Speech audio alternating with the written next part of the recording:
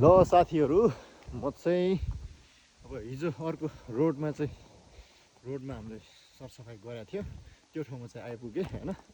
यता देख्न सक्नुहुनेछ, पहिला यहाँ पुरै झाडी थियो होइन। अनि त्यसपछि एउटा अटो छिर्ने बाटो मात्र देख्थ्यो कि पहिला।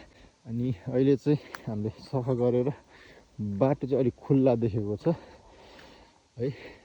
पहिला चाहिँ पुरै झाडी, बाटो पनि सानो देख्ने गर्थ्यो है।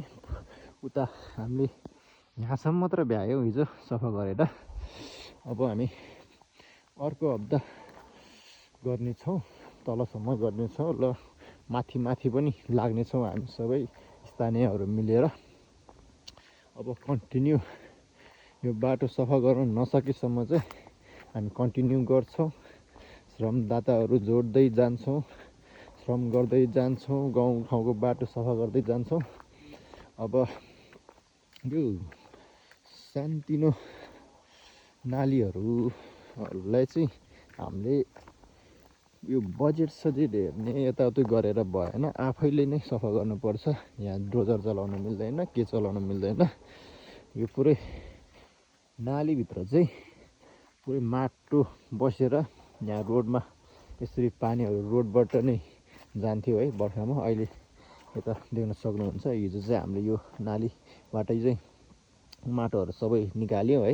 यो फाल्न पनि भ्याएन अझ, यो अब हामी फाल्नेछौँ चाँडै नै। यहाँ देख्न सक्नुहुन्छ यो नाली हो।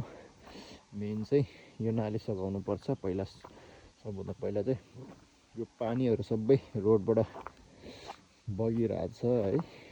अनि रोड एकदम स्ल्याब एकदम चिप्लो भएको छ। हामीले यति गऱ्यौँ हिजो चाहिँ, नाली खन्न चाहिँ यति गऱ्यौँ है।